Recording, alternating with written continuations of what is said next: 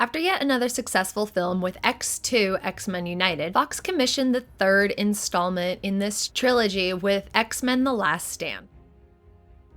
This film would have some serious changes proceeding forward, since we would not have the return of Bryan Singer as director to finish off the trilogy, but finally give us some small looks of scenes that we've been trying to get in the films for years.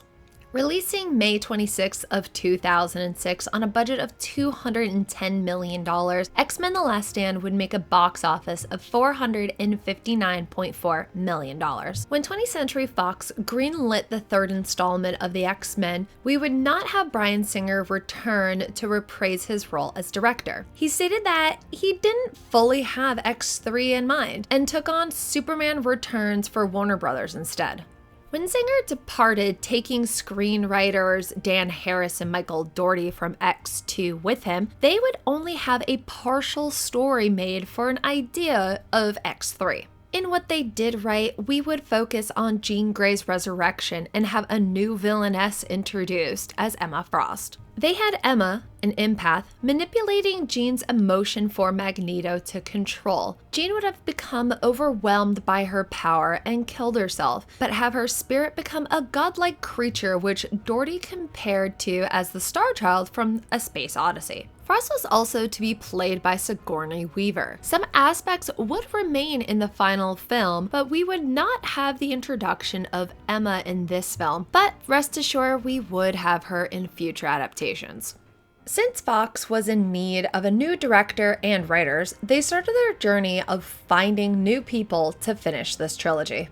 Some directors that Fox would consider were Darren Aronofsky, which was thanks to Hugh Jackman's new contract, including approval of a director. Darren and Hugh just finished filming The Fountain together, which is why Hugh Jackman offered the name of Darren to Fox. Joss Whedon was approached since aspects of his comic run The Gifted were integrated into the script, but he turned this down since he was working on a Wonder Woman film for Warner Brothers at the time. Also, rumors were going around that Fox was considering Rob Bowman and Alex Proyas as director. Proyas would personally turn this down, citing feuds with 20th Century Fox's president Thomas Rothman while producing iRobot. Zack Snyder was approached, but was already working on 300, and Peter Berg would also turn down this offer. When February of 2005 came around, they still had no director, but already announced a release date of May 5th of 2006, and wanted to start filming in July of 2005. Finally, in March, Matthew Vaughn was hired, and they wanted to push the release date 3 weeks for a Memorial Day weekend release instead. Unfortunately, Vaughn would have to leave due to family issues, and the tight deadlines that he would have to meet made him state, "Didn't have time to make the movie that I wanted to make." Luckily, before leaving, he was able to hire Kelsey Grammer as Beast, Danya Ramirez as Callisto, and Vinnie Jones as Juggernaut. Now Fox needed to quickly replace Vaughn. They had Brett Ratner, who was considered originally for X-Men in 2006, and John Moore as running replacement during pre-production. On June 5th of 2005, Ratner was confirmed, and he was surprised to get the invitation since he thought his comic book film chances were done after the cancellation of Superman Flyboy by Warner Brothers. Since his knowledge of X-Men was limited, Ratner trusted the writers to write something faithful to the comics, having the script drawing all of the scenes from original Marvel publications. In August of 2004, after writers Michael Dougherty and Dan Harris left with Singer to work on Superman Returns, Fox hired Simon Kinberg to work on X-Men 3. At this time, he had already worked on rewrites and uncredited drafts of 2 Marvel adaptations for Fox, Fantastic Four and Elektra. He would also be joined by X2 co-writer Zach Penn, who was already working on a script of his own. In January of 2005, they joined together to work on a combined screenplay. Kinberg wanted the Dark Phoenix saga to be the film's emotional plot, while having aspects of Joss Whedon's Gifted comic run to serve as the political focus. Kinberg and Penn only had 7 months to work on the script. Within the first week of writing, they had the first 2/3 of the plot, 8 pages of the script, completed, and leaked to Ain't That Cool News. They wrote a negative review on what they saw in the script. They didn't only have a battle with an unfinished script with bad reviews. The writers had to fight to keep the Dark Phoenix plot in the film, since the executives at Fox wanted to remove it, stating that it was too much of a dark tone for the mainstream summer release, and its appeal is more directed to the hardcore fans instead of the mainstream audience. The executives believed it would be better to focus on the Cure story since it gave reasons for Magneto to have further conflicts with the X-Men. The executives kind of got their way when it came to Jean Grey's story, since we didn't get really any development on it until closer to the second half of the film. Penn had to defend the differences between the original Dark Phoenix stories and what he was trying to create, because unlike the original Dark Phoenix stories, she was a cosmic force shaped like a bird, and he stated, that doesn't fit into this world. And Wolverine having more screen time than Cyclops in the latter was a better move because he was a more popular character, and Penn stated, with Cyclops, you can't see his eyes. It's a harder character to relate to for the audience. Fox decided to kill James Marsden's character Cyclops since he was not available due to being cast in the new Superman Returns movie. Marsden saw no problem in having a smaller role. As stated before,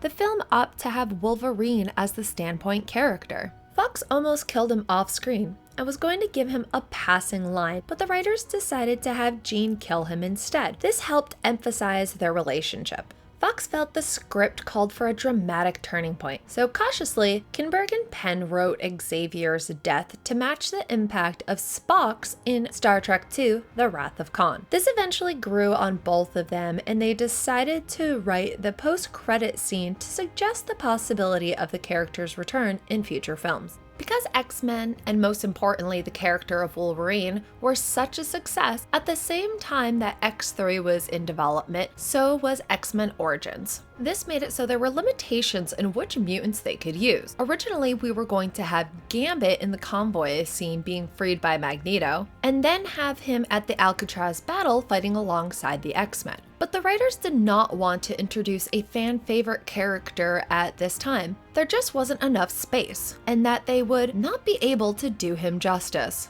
When writing the introductory scene, they wanted to emulate the Auschwitz opening from X1. Unlike most blockbuster movies opening with action, they wanted to go with a scene that would resonate later in the plot. After waiting 2 movies, we would finally have it in the budget to make the Danger Room happen. The writers made the scene inspired by the Days of Future Past battle with the Sentinel. They also made another scene which Penn originally envisioned for X2, the convoy scene, where Magneto freed Mystique, Madrix, and Juggernaut. The script had some rearranging to do when Ratner started collaborating with the writers. The Golden Gate Bridge sequence was originally in the middle of the film, and the climax was to be set in Washington, but Ratner felt at this point too many films were ending in Washington, for example, X2 and Planet of the Apes. So he thought the Golden Gate Bridge scene would be the biggest sequence in my entire career. So he suggested to put Worthington Labs in Alcatraz, along with creating a face of the Cure, and that's how we got Jimmy, better known as Leech. Along with Jimmy, who is played by Cameron Bright, who would later have a part in the Twilight Saga, X3 would introduce many new characters, as well as keeping most of our favorites from X1 and X2. Returning would be Hugh Jackman, Halle Berry, Ian McKellen, Patrick Stewart, Famke Janssen, Anna Paquette, Rebecca Romaine Stamos, Shawn Ashmore, Aaron Stafford, Daniel Cudmore, and James Marsden. As stated before, James only had a small role, but at least he was able to be killed off on film.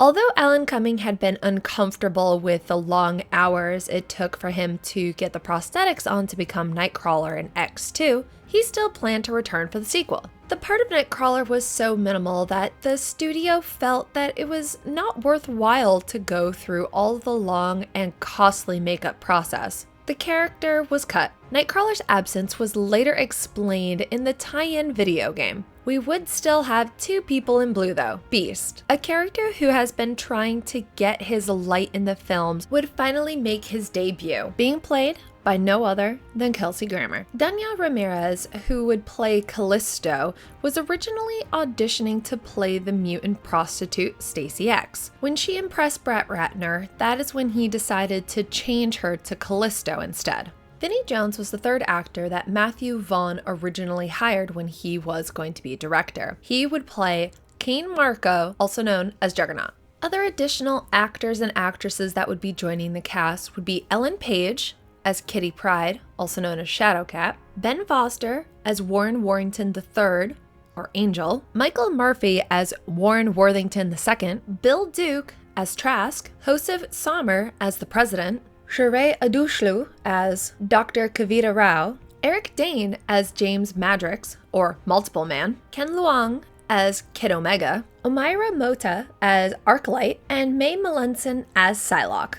X-Men's co-creator Stan Lee and writer Chris Claremont would also have cameos in this film in the opening scene as young Jean Grey's neighbors. Some other mutants that were confirmed to be in this movie would be Ash, Fat, Spike, Siren and Jubilee, the Stepford Cuckoos, Avalanche, and Vanisher. Now that we have a huge cast of new and familiar mutants, filming would be set to start on August of 2005 and wrap up in January of 2006. They would return to Vancouver Film Studios for most of shooting as they did with X2. Other locations would include the Hatley Park National Historic Site and Royal Roads University, which would double as the X-Mansion. For Alcatraz Island, they used an old lumber mill next to the Fraser River. The tight schedule made Ratner begin post-production the day I started shooting, sending the scenes he had just filmed straight to the editors. The editing team was led by Mark Helfrich, who has edited all of Ratner's films, and assisted by Mark Goldblatt in the action scenes and Julia Wong with heavy effects footage.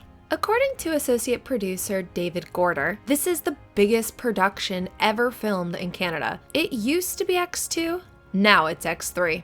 At this time, the $210 million budget made The Last Stand the most expensive film to be made. It took Pirates of the Caribbean Dead Man's Chest budget of $225 million to break that record. The original cinematographer was Philippe Roslot, who eventually opted to depart production. Dante Spinotti, a frequent collaborator with Ratner, would replace him, with assistance from J. Michael Murrow. In April of 2005, before Brett Ratner was announced as director, we would already have a special effects supervisor by the name of John Bruno. Bruno made sure to emphasize on practical effects, stating, "Shoot as many practical effects as possible and only use CG when we had to." For instance, complex wirework rigs were employed, which enabled the actors to do some stunts without resourcing to digital doubles. This would include a computer-controlled fly rig from Cirque du Soleil for Angel's flight, as well as for Halle Berry's flying spins. One of the tasks the makeup department would have would be creating Beast. Grammer's makeup took 3 hours to apply. It involved applying latex prosthetics before painting his eye area and lips blue. They also applied various hairpieces and wigs, as well as a muscle suit covered in hand-punched fur. For Vinnie Jones, he went through 4 hours of makeup to portray Juggernaut, which included a muscle suit and a prosthetic chin. When designing the costume, they tried to retain the bullet-shaped helmet from the comics without going excessively over the top. When it came to Angel's wings, he did have real ones when it came to non-moving scenes. They were 15 feet wide and 5 foot tall, and they were glued to his back. Later, they replaced them with computer-generated ones when he had any movement required. A minor detail, but something that I respect, is Madrix's wardrobe included the symbol worn in his comic book suit. To mark the change from Jean Grey to Phoenix, her wardrobe focused on red colors. They also used digital makeup to make Jean's face darker, show some veins, and make her eyes turn black. To have Daniel Cudmore become Colossus again, he would wear a foam latex muscle suit. They would have it covered in chrome-plated plastics and had a hard plastic head to have the metal skin on set, with some digital augmentation being used to enhance his facial expressions. A digital double was used only for stunts that could not be achieved practically, such as the fireball scene where Colossus throws Wolverine. Visual effects were made in just 1 year. Special effects supervisor John Bruno needed to make sure he didn't exceed the budget, so he shipped the 900 effects shots to 11 different companies in 4 countries: United States, New Zealand, United Kingdom, and Canada. Bruno estimates 1/6 of the effects budget was spent on the Golden Gate Bridge scene, which needed a miniature of the bridge as well as computer-generated graphics. The miniature was filmed in over a 2-month period in Santa Clarita, California, just outside of Los Angeles. The effects team would shoot 1 minute of footage outside each day at golden hour, complete with explosives in order to have enough pallets to compose the scene. The team also had to work without reference footage due to the city of San Francisco vetting any filming of the actual bridge, including aerial shots, as the area has a restriction on flying helicopters. One of the most notable effects that was used in this movie was the digital skin grafting, which rejuvenated the faces of senior actors Patrick Stewart and Ian McKellen. This was made by the Strauss brothers at Lola Visual Effects. No movie is ever complete without the music to help you set the tone of the scene, and Ratner, a fan of John Powell's work in The Bourne Identity, invited him to write the music for The Last Stand. At first, Powell was unsure if the Bourne work was the kind of score that would fit the film, and Fox became reluctant on the composer's ability, since he was already scoring Ice Age: The Meltdown. Luckily, his work finished early and he was able to accept the X-Men job, even with the tighter schedule. Powell would use references from the original 2 movies, since it all had to be in the same family and the same language. Before the film would be released, co-chairman of Fox Filmed Entertainment Thomas Rathman and Jim Giannopoulos debated the end scene with Rogue and Iceman, whether she should give him a passionate kiss or simply hold his hand. To help with this decision, they screened The Last Stand to their daughters, as well as the studio female marketing executives. Giannopoulos stated that the kiss was all about sex, and we didn't want that, and so the hand-holding scene prevailed. During the shooting, there was a strong campaign of secrecy about the script that was enforced by Ratner and the writers. Even the actors had a problem with getting the full screenplays. The call sheets did not reveal all the characters, and many scenes were shot in varied ways. Both the end credit scenes were not included in shooting script, with Ratner taking a small crew during the day's lunchtime to film the post-credit scene with Xavier, and later going to London to film the one with Magneto. This secretive tactic is something that is now heavily used in superhero films, especially Marvel. This time around, now that X-Men has become more of a known name, they would go bigger with the marketing and would also go darker and more ambiguous compared to its 2 predecessors. Fox president Tom Rothman declared that this decision was made so the film would be different from all other movies in the summer, with a campaign that wanted people to stop and not have to be so immediately apparent that we're selling a movie. We're interested in selling an emotion and an idea. The official website would launch in October of 2005, and the teaser trailer would launch with Peter Jackson's King Kong that following December. For the first time in the trilogy, they would partner with Diamond Select Toys, which scanned the actors' likenesses from the film and created a toy line. Additionally, product tie-ins came in with Harley-Davidson and 7-Eleven. They would also have a 7-minute sneak peek that would air on Fox Broadcasting 2 weeks prior to the theatrical release. Del Rey Books would publish a novelization of the film, which was written by Chris Claremont, as well as New Market Press would publish The Art of X-Men, The X-Men Last Stand, from concept to feature film. Claremont, alongside with screenwriter Zach Penn, would work with Activision for a tie-in video game called X-Men: The Official Game. This would be the bridge between X2 and The Last Stand. Finally, the time has come. When it came to the release of X-Men: The Last Stand, they did things a little bit differently by having it premiere at an out-of-competition event of the 2006 Cannes Film Festival on May 22nd of 2006. Then, 2 days later, Hugh Jackman, Halle Berry, and Kelsey Grammer would attend an advanced screening on the USS Kearsarge as the ship was en route back to New York City for Fleet Week. Then, on May 26th of 2006, the film would release in the United States in 3,690 theaters. Also, they would open in 95 international markets on that same weekend. The film broke the Memorial Day weekend record with $102,750,665 in its 4-day opening weekend. The film's release was also a new single-day record for a Friday opening. The opening weekend gross was surpassed 6 weeks later by Pirates of the Caribbean Dead Man's Chest, making The Last Stand's opening the second highest of 2006. Internationally, The Last Stand topped the box office in 26 countries with a total gross of $76.1 million overall, but suffered competition from The Da Vinci's Code, which retained the top spot in most markets, and also beat The Last Stand in international gross that weekend with $91 million. This wasn't the only thing that The Last Stand was going to suffer.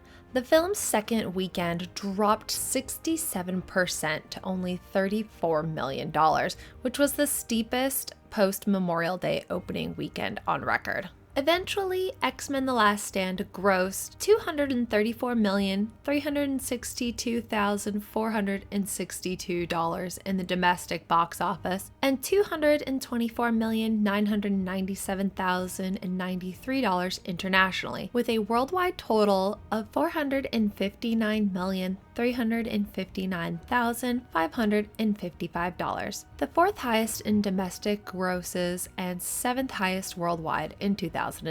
X-Men The Last Stand was also the highest grossing film in the franchise, until it was surpassed by X-Men Days of Future Past 8 years later. On Rotten Tomatoes, the film was an approval rate of 58% based on 235 reviews, with an average rating of 5.93 out of 10. The site's critical consensus reads, X-Men The Last Stand provides plenty of mutant action for the fans of the franchise, even if it does at the expense of its predecessor's deeper moments. Roger Ebert would give it a 2 thumbs up, saying, I liked the action. I liked the obscurity. I liked the incongruous use and misuse of mutant powers. And I especially liked the way it introduced all of the political issues and let them fight it out with special effects. Just 5 months after theatrical release on October 3rd of 2006, X-Men The Last Stand would be released on DVD.